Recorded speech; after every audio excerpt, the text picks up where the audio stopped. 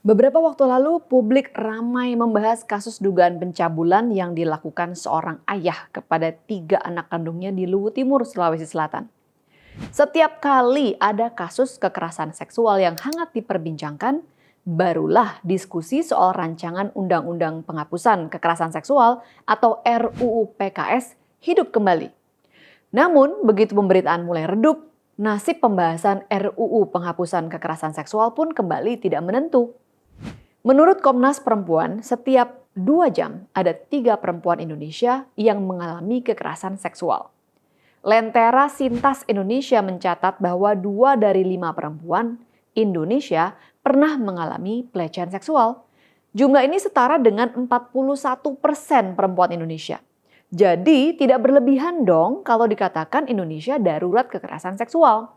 Lalu mengapa setelah bertahun-tahun dibahas di DPR, hingga saat ini kita belum juga punya undang-undang yang spesifik mengatur peranata hukum kekerasan seksual, yang tidak hanya berfokus pada pemberatan hukum bagi pelaku, melainkan juga untuk memastikan terpenuhinya hak-hak dan perlindungan korban kekerasan seksual.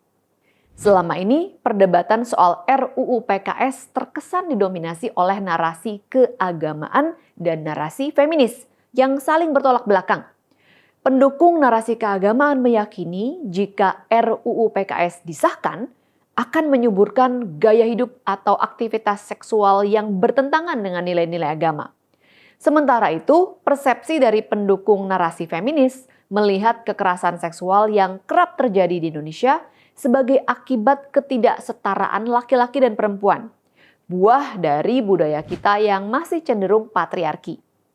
Dugaan saya, selain dikotomi pandangan dari narasi keagamaan dan narasi feminis yang sulit mencapai titik temu, nampaknya memang tidak ada keseriusan dari partai politik dan para wakil rakyat di DPR untuk memprioritaskan pembahasan RUU ini. Jikalau memang benar ada pertarungan ideologis antara kelompok yang memiliki pandangan moderat dan progresif dengan kelompok agama, maka seharusnya secara jumlah kelompok nasionalis jauh lebih banyak.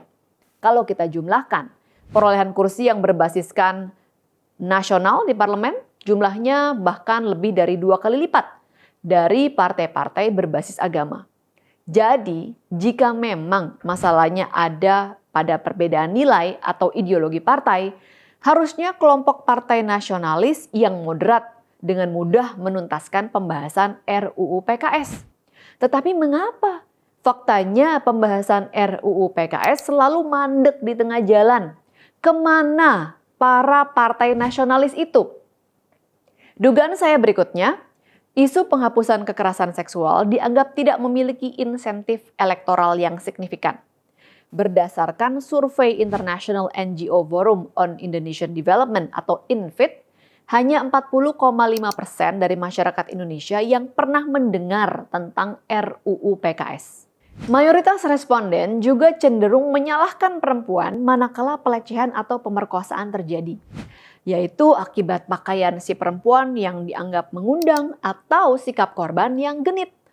Kesimpulan yang dapat kita ambil dari survei INFID tadi, isu penghapusan kekerasan seksual belum dipahami dengan baik oleh masyarakat dan tidak dianggap penting. Sehingga kemudian tidak terlalu mengherankan jika para politisi di DPR pun terkesan ogah-ogahan membahasnya. Karena merasa kurang ada manfaatnya secara elektoral, mungkin itu sebabnya kelompok nasionalis terkesan kurang serius dalam mengawal isu ini. Kemungkinan yang lain, RUU ini tidak memiliki dukungan politik yang kuat dari sisi ekonomi. Dalam episode Resep Cepat Kaya ala Wakil Rakyat, saya sudah membahas peran uang dalam memuluskan berbagai agenda tertentu dari para oknum-oknum pejabat daerah dan juga wakil rakyat. Modus yang sama diduga dapat terjadi di level parlemen kita. Masih ingatkah dengan mega korupsi IKTP yang akhirnya menjerat Ketua DPR Setia Novanto serta sejumlah oknum wakil rakyat?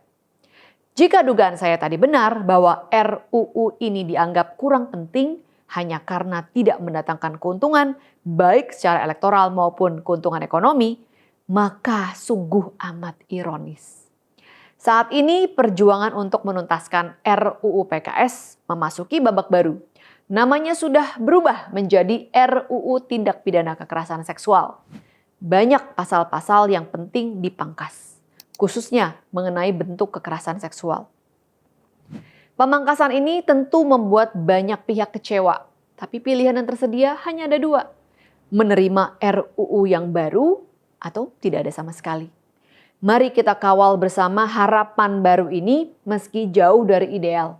Ayo kita edukasi masyarakat agar mengerti mengapa RUU ini penting untuk disahkan.